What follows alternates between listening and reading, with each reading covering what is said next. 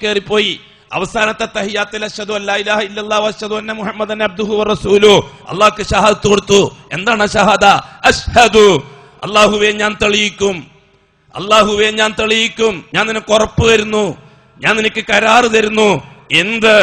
അൻ, തീർച്ച, ലാ ഇലാഹ ഇല്ലല്ലാഹ്, എന്റെ ദൈനംദിന ജീവിതത്തിൽ എന്ത് പ്രശ്നങ്ങൾ ഉണ്ടായാലും നീയല്ലാതെ ഒരു വ്യക്തിയെ, ഒരു ശക്തിയെ, ഒരു വസ്തുവിനെ, ഒരു ബീവിയെ, ഒരു ബാവയെ, ഒരു ശൈഖിനെ, ഒരു വലിയനെ, ഒരു ജിന്നിനെ, ഒരു മലക്കിനെ, ഒരു ദേവിയെ, ഒരു ദേവനെ, ഒരു ഭഗവതിയെ, ഒരു ഭഗവാനെ ഞാൻ ഇടപെടിപ്പിക്കുന്ന പ്രശ്നമില്ല.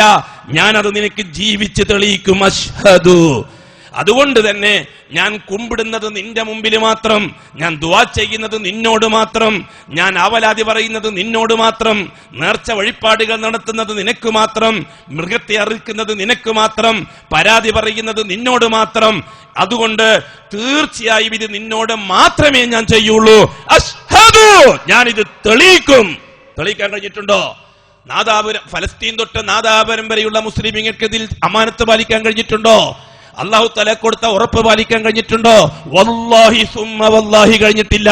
അതിന്റെ ഈറ്റുനോവും പേറ്റുനോവുമാണ് ലോകത്തുള്ള മുസ്ലിങ്ങൾ അനുഭവിച്ചുകൊണ്ടിരിക്കുന്നത്. ഷഹാദത്തിന് കൊടുത്ത ഖിയാനത്ത്, അല്ലാഹു തആല കൊടുത്ത ഉറപ്പ് അമാനത്താണ്, അത് പാലിച്ചിരിക്കണം.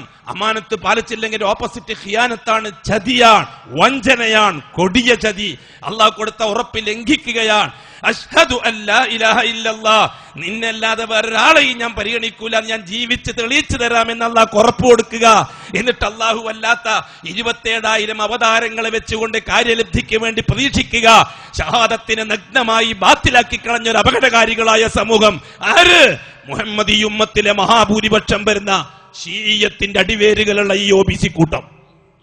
രണ്ടാമതും കൊടുത്തു അശ്ഹദു, ഇനിയും ഞാൻ തെളിയിക്കും, അന്ന മുഹമ്മദൻ, തീർച്ചയായും ആമിനാന്റെ മോൻ മുഹമ്മദ്, അബ്ദുല്ലാന്റെ മോൻ മുഹമ്മദ്, അബ്ദുൽ മുത്തലിബിന്റെ പേരക്കുട്ടി മുഹമ്മദ്, ഖുറൈശി തറവാട്ടിലെ പൊന്നുമോൻ മുഹമ്മദ് റസൂലുള്ളാഹ്, അല്ലാഹ് നിയോഗിച്ചയച്ചു തന്ന റസൂലാണ്. ഇത് ഞാൻ ജീവിച്ച് തെളിയിച്ചു തരും അല്ലാഹുവേ നിനക്ക്. 2 കരാറല്ലേ ഞാൻ കൊടുത്തിരിക്കുന്നത്? എന്താണ് സുഹൃത്തുക്കളെ, ഞാൻ ചോദിക്കട്ടെ, 1400 കൊല്ലമായി മൊല്ലാക്ക പഠിപ്പിച്ചിരുന്ന മലയാളത്തിലെ പൽമൊഴിയും പഠിച്ചണക്കുകയല്ലേ? അശ്ഹദു അല്ലാ ഇലാഹ ഇല്ലല്ലാഹ്, ആരാധനക്കർഹൻ അല്ലാഹു അല്ലാതെ മറ്റാരുമില്ലെന്ന് ഞാൻ അർത്ഥം അറിഞ്ഞ് മനസ്സിലുറപ്പിച്ച് നാവ് കൊണ്ട് വെളിവാക്കി പറയുന്നു. 5-ാമത്തെ വയസ്സിൽ മൊല്ലാക്ക പഠിപ്പിച്ചു കൊടുത്തത് പഠിച്ചതിന് ശേഷം 75 വയസ്സ് വരെ എന്താണ് ഞാൻ മനസ്സിലുറപ്പിക്കേണ്ടത് എന്ന് പഠിക്കാൻ സാധിച്ചിട്ടുണ്ടായിരുന്നോ? എന്താണ് അർത്ഥം അറിഞ്ഞത് എന്ന് ചിന്തിക്കാൻ കഴിഞ്ഞിട്ടുണ്ടായിരുന്നോ? എന്താണ് നാവ് കൊണ്ട് മൊഴിഞ്ഞത് എന്ന് പറയാൻ തയ്യാറായിട്ടുണ്ടായിരുന്നോ? 5-ാമത്തെ വയസ്സിൽ മദ്രസയിൽ 1-ാം ക്ലാസ്സിൽ മൊല്ലാക്ക പഠിപ്പിച്ച എന്ന പരിഭാഷ കഴിഞ്ഞിട്ട് ഇന്ന് വരെ അതിനെ സംബന്ധിച്ചൊന്ന് എത്തി നോക്കാൻ പോലും തയ്യാറായിട്ടുണ്ടായിരുന്നോ?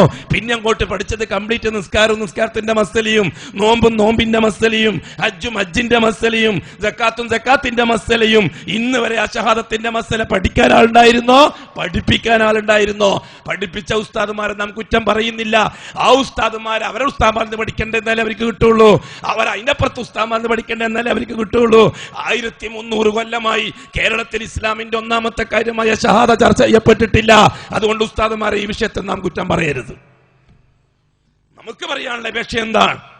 മിഹ്റാബുകളും പള്ളി കമ്മിറ്റിക്കാരോട്, മഹല്ല് ഭാരവാഹികളോട്, ഉലമാക്കളോട്, മുദരിസുകളോട്, മിമ്പറിന്റെയും മിഹ്റാബിന്റെയും മഹല്ലുകാരോട്, മഹാഭൂരിപക്ഷം വരുന്ന ഈ സമൂഹത്തെ വെച്ചിരിക്കുന്ന ബഹുമാനപ്പെട്ട അലി റളിയല്ലാഹു തആല അൻഹു തൊട്ട് മമ്പർത്തങ്ങൾ വരെയുള്ള 27,000-ഓളം ജാറങ്ങളെ അവതാരങ്ങളാക്കി വെച്ച് മുഹമ്മദുർ റസൂലുള്ളാഹിക്ക് പകരം ആയിരക്കണക്കിന് ശൈഖന്മാരെ അവതാര പുരുഷന്മാരാക്കി വെച്ച് അപകടകരമായ രീതിയിൽ ലാ ഇലാഹ ഇല്ലല്ലാഹ് കൊടുത്ത ഷഹാദത്തിനെ ബാത്തിലാക്കി, മുഹമ്മദുർ റസൂലുള്ളാഹിക്ക് കൊടുത്ത ഷഹാദത്തിനെ ബാത്തിലാക്കി ജീവിച്ചു കൊണ്ടിരിക്കുന്ന ഈ മഹാഭൂരിപക്ഷം വരുന്ന സമൂഹത്തോട് മിഹ്റാബും മിമ്പറും ഉപയോഗിച്ച് ഇനിയെങ്കിലും ഷഹാദത്ത് ചർച്ച ചെയ്യാൻ തുടങ്ങണം. ഇതാണ് നമുക്ക് പറയാനുള്ളത്.